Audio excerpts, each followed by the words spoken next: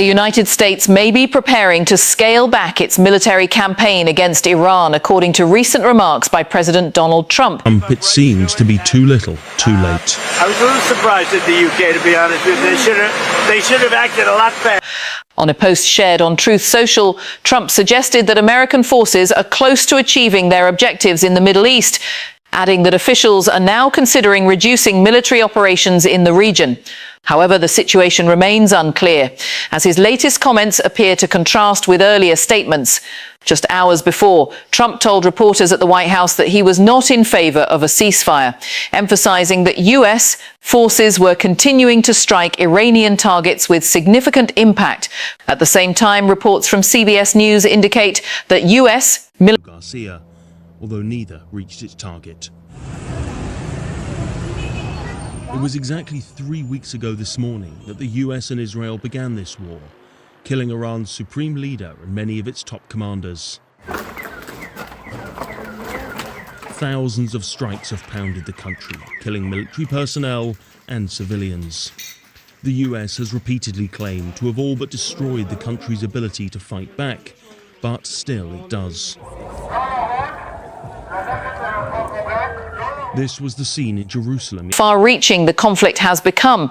To the north, Israeli forces say they have engaged in clashes with Hezbollah fighters in southern Lebanon as cross-border violence intensifies. The ongoing strikes have caused significant casualties and forced large numbers of civilians to flee their homes.